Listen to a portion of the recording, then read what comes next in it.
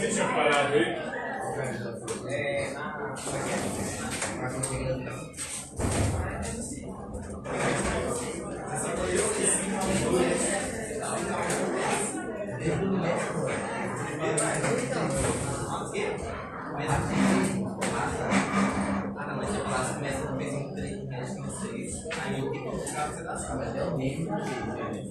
Vamos. Silêncio, vira para frente dessa peça aqui. Onde foi?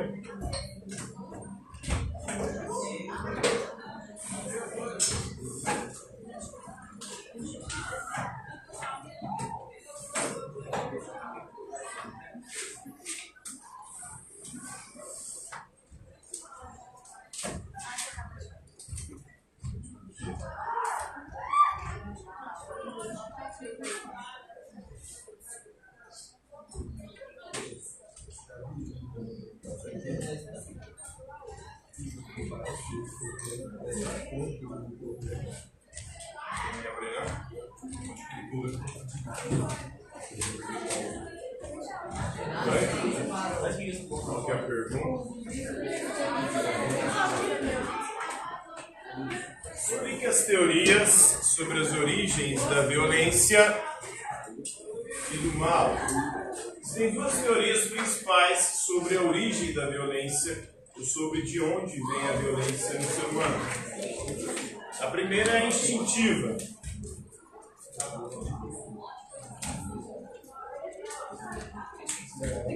O principal teórico é Freud. Hobbes também falava dela no início da modernidade.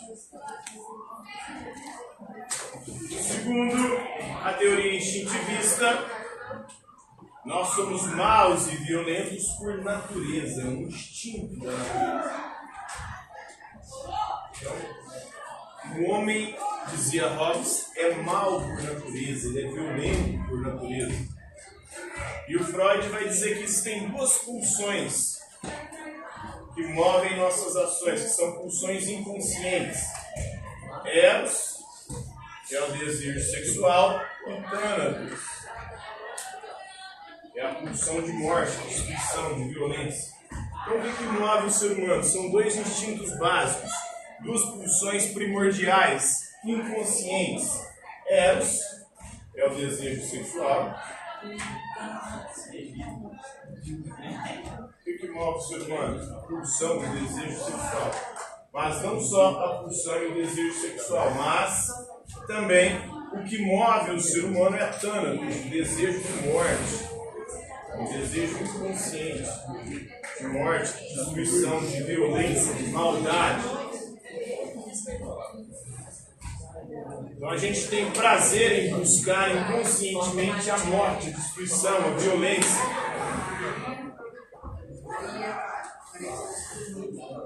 Como se prova isso? Que o que move o ser humano é a pulsão, o desejo, a destruição, de violência e morte.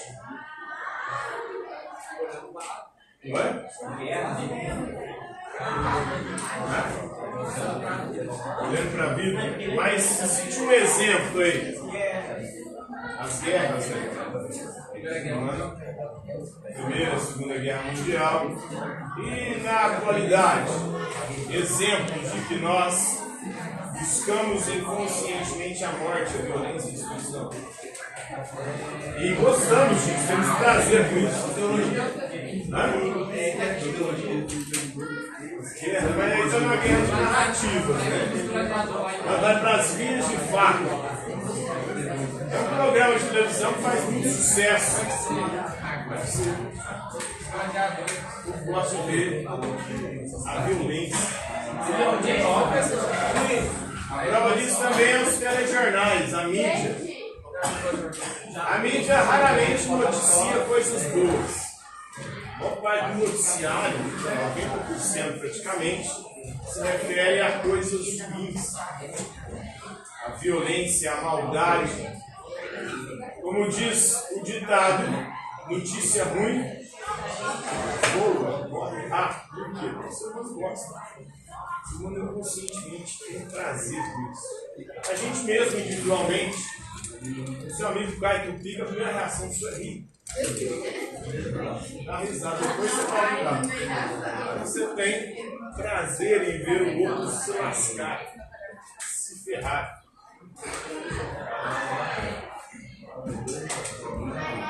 Outro exemplo é os haters da internet. Tem prazer em odiar os outros, em seguir, torcer por outros e se lascar. Então essa é a teoria instintiva. Segundo essa teoria, o homem é mau e violento por natureza, por instinto.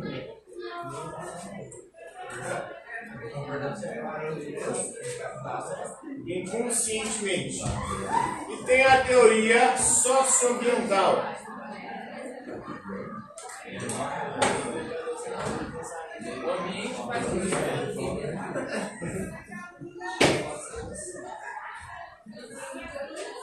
Socioambiental. Então a sociedade e o ambiente, os principais teóricos aqui é o Watson e o Skinner.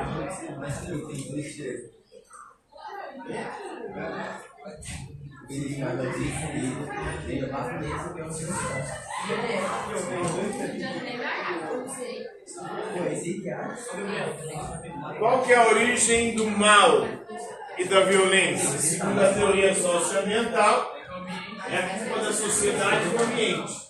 O ambiente e a sociedade influenciam o nosso comportamento e nos leva a sermos violentos ou não. Se você nasce e cresce num ambiente violento, você consequentemente será influenciado por ele e provavelmente se tornará violento e mau. Segundo esses dois teóricos, Watson e Skinner, a maldade e a violência humana se deve à sociedade. Se você viver numa sociedade violenta ou num ambiente violento, a tendência de você se tornar violento é muito grande. Por quê? Porque há uma influência da sociedade e do ambiente sobre os nossos comportamentos. E para vocês, o homem é mau e violento por quê? Por instinto ou por influência da sociedade? Se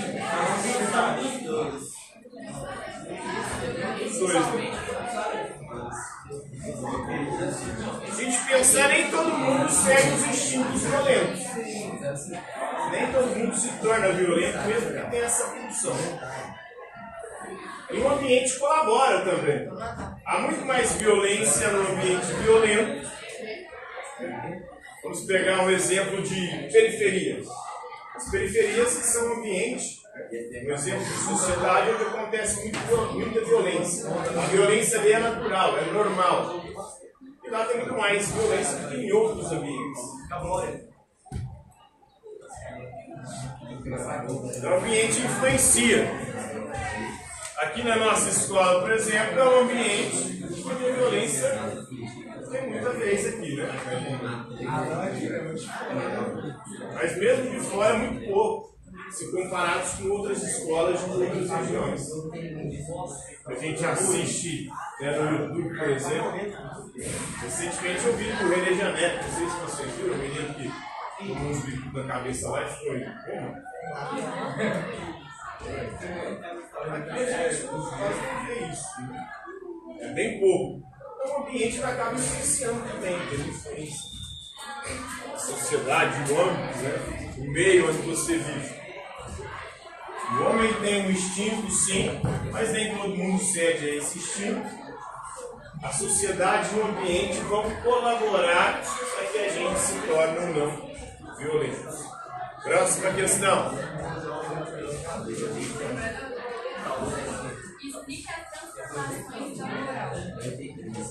Se a gente olhar para a história, a gente vai perceber que a moral ela sofre transformações à medida que o tempo passa.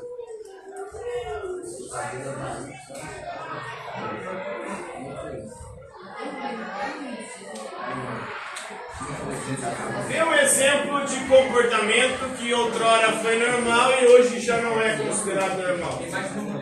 Vai? A imagem de uma mulher? Ah, ser mais de uma mulher, sim.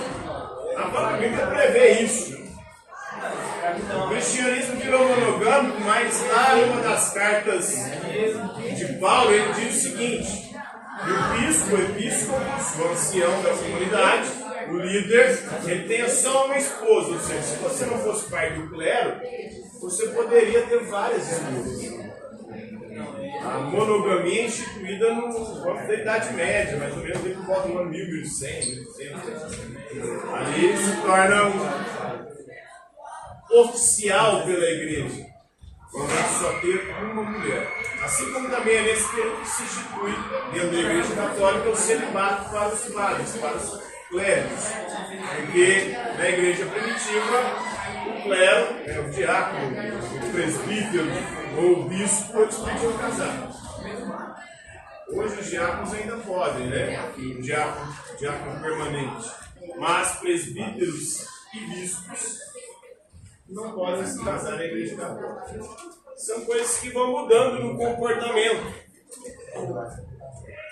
Se a gente olhar para a própria Bíblia, né, segundo a tradição, Maria tinha entre 13 e 14 anos quando o Espírito Santo se apossou dela, né, e a fez conceber Jesus Cristo. Tinha 13, 14 anos. Isso hoje seria considerado o quê? Pedofilia. Então Deus é pedófilo? O Espírito Santo de Deus é pedófilo? É um questionamento. Até pouco tempo atrás, se a gente olhar para as nossas avós, bisavós, tataravós, as mulheres eram obrigadas a casar logo após ter a primeira menstruação. Você sabe por quê?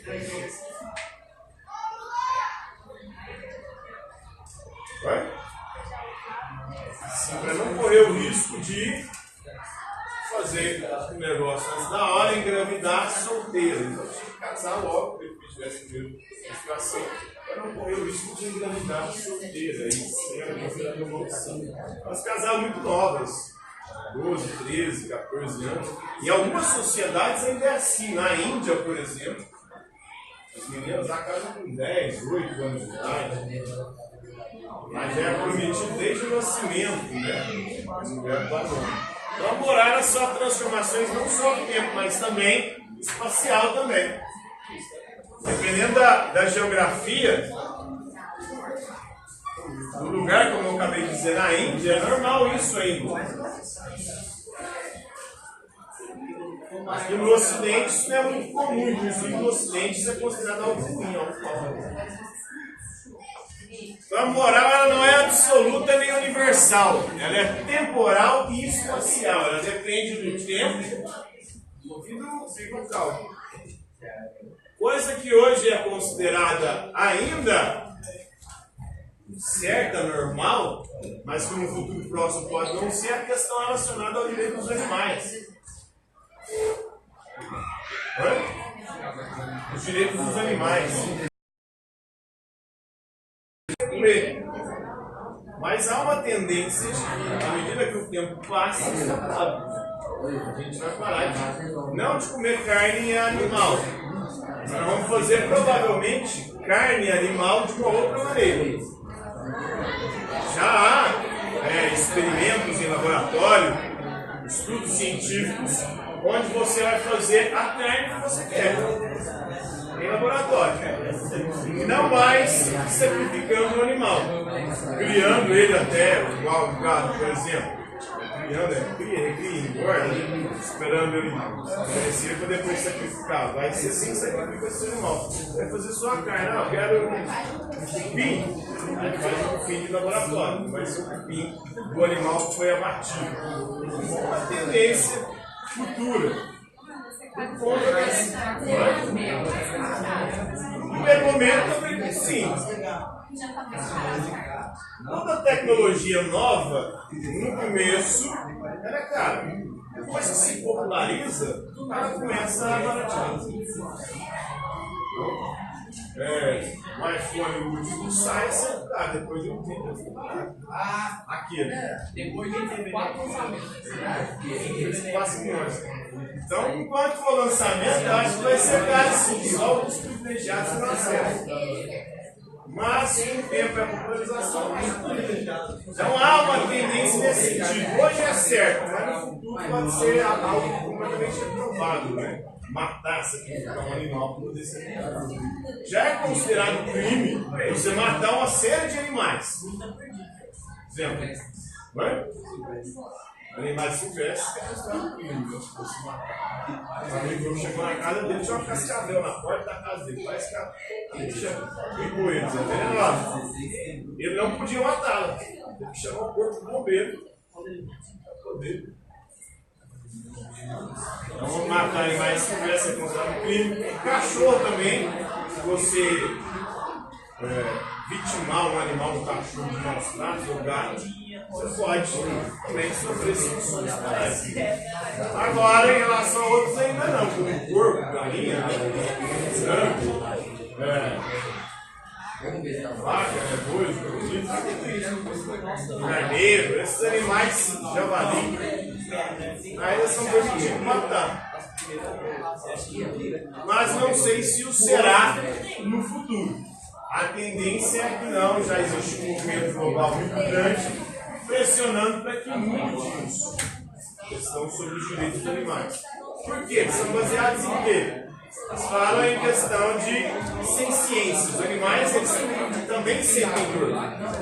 Então, por sentir dor, nós devemos privá-los disso. Aí eles pegam comparado até com alguns seres humanos. Alguns seres humanos em alguns estados, eles não têm atividade consciente, inteligência. Vemos ser humano no estado vegetativo. Não tem consciência. Ué? Onomatopeia? Onomatopeia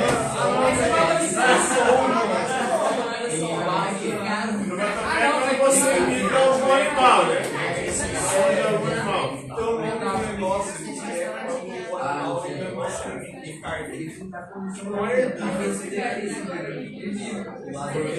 não se alimenta de carne?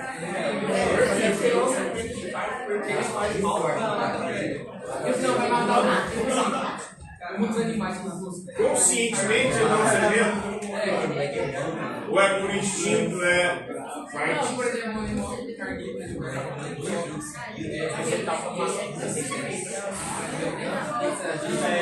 é um animal que faz escolha?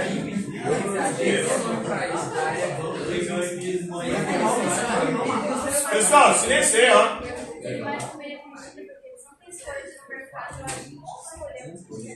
Sim. Aí por isso que entra no campo da ética e da moral. Inclusive no campo da bioética também. A ética dos seres vivos. Tem esse animal escolhendo matar o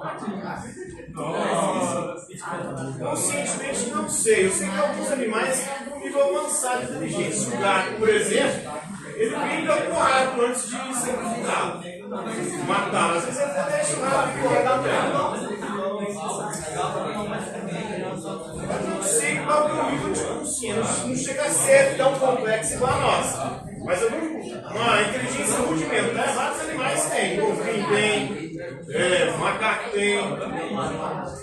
Isso é uma inteligência rudimentar. Não chega a ser tão complexa e desenvolvida como a nossa. Mas, os animais, se a gente fala que o animal não tem ética nem moral, justamente por isso que ele não tem capacidade de escolha. A gente pode escolher. E como a gente pode escolher, a gente tem que pensar sobre quais escolhas nós devemos ou não fazer. Por isso, só o ser humano é considerado um ser ético e moral. Ele é capaz de fazer escolha. Pode explicar de escolha o que ele vai comer, pode escolher carne de animal ou não, vítima de sacrifício, muitas vezes doloroso de animal ou não. Então é uma discussão muito presente hoje no campo da bioética e provavelmente mais no desenvolvimento da ciência e da tecnologia, a a gente não vai mais comer carne animal, essa carne animal é sacrificada. Hoje tenta se sacrificar da forma menos dolorosa possível, mas ainda antigamente isso, hoje em dia tem uns métodos mais eficazes, rápidos e menos dolorosos para matar esses animais. Porque a moral são transformações à medida que o tempo passa. Próxima questão.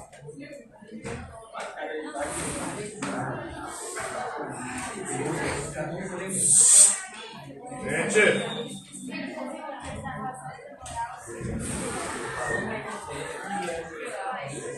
Segundo Jean Piaget.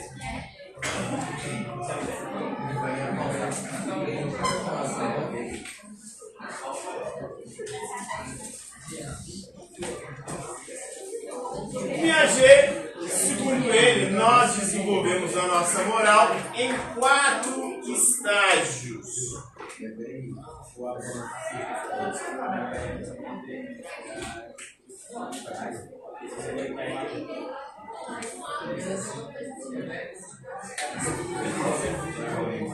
O primeiro é o sensório motor.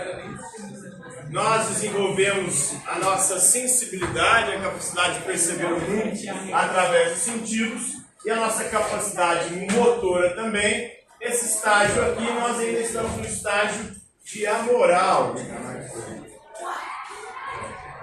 Nós ainda não temos condições de fazer escolhas conscientemente morais. E aí, à medida que o tempo vai passando e nós vamos desenvolvendo, nós vamos criando condições para ter algum nível de escolha moral ou de consciência moral. O segundo estágio é o estágio de heteronomia moral ainda, que está na infância ainda. O segundo estágio é o estágio de heteronomia. A gente consegue até fazer aquilo que deve ser feito, mas não por consciência, e sim através da punição. E aí, isso na infância, a gente começa já a aprender a desenvolver algum nível de dever. A criança faz o que deve fazer, não porque ela tem consciência que aquilo é o melhor, ou que aquela será a melhor escolha, mas porque alguém mandou ela fazer. E ela sabe que se ela não fizer, ela será punida. O segundo estágio é um estágio também de heteronomia, mas numa transição para a autonomia. Quando você já começa a ter condições de fazer suas próprias escolhas e definir suas condutas, seu comportamento, através da reflexão, da consciência, até que você atinge o último estágio, que é o estágio de autonomia, quando você mesmo agora faz suas próprias regras, suas próprias leis, baseadas em princípios universais. Então, segundo Jean Piaget, nós não nascemos morais ou éticos. Isso vai desenvolvendo à medida que o tempo passa.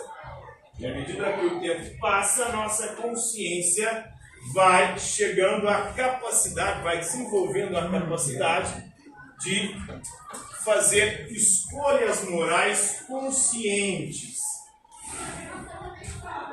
Então, na primeira infância, o sensório motor, você não tem moral ainda, não sabe distinguir o bem e o mal, o certo do errado. Na segunda fase, o certo e o errado, você também não sabe distinguir, mas você já sabe fazer o que é certo, não por consciência, mas porque alguém mandou. No fim da infância e início da adolescência, a gente começa a sair do estado de heteronomia. Lembrando que hétero é o quê? diferente. Nomia é lei, regra. Então, quem faz a lei, a regra, estabelece o que é certo, errado, bem ou mal. É um outro diferente, geralmente o adulto. Aqui você começa a fazer a transição. No terceiro estágio. Auto é si mesmo.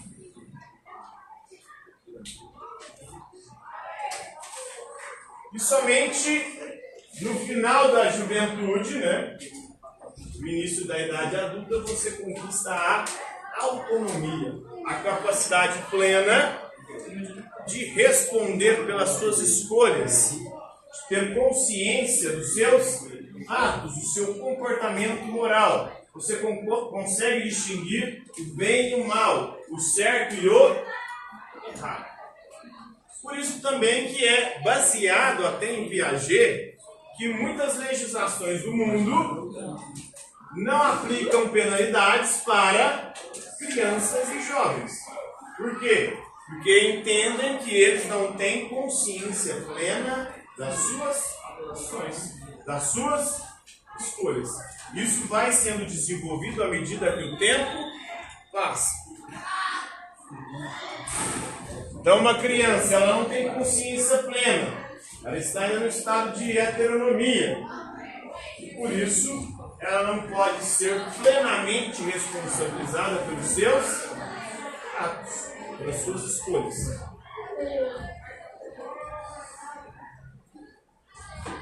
Próxima questão. Explique as escolhas morais.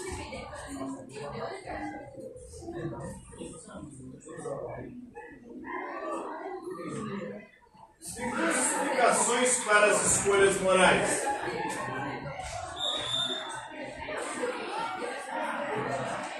A explicação subjetiva, que diz que nossas escolhas dependem do sujeito, ou do nosso eu.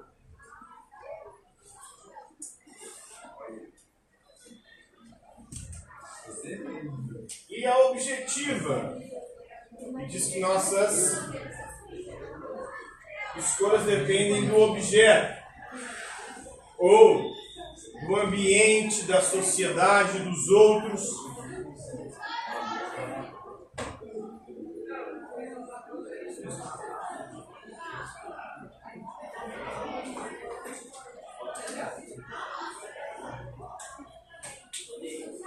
Para vocês, as nossas escolhas, elas dependem do quê? Exclusivamente de nós? Ou dependem dos outros, do ambiente, da sociedade? Só de nós? Será que nós não recebemos influência dos outros? Do ambiente, da sociedade, para fazer as nossas escolhas? É um conjunto, né? Tem a parte que é o eu. Eu faço as escolhas, mas sempre faço essas escolhas como? Influenciado pelos outros, pelo ambiente, pela sociedade.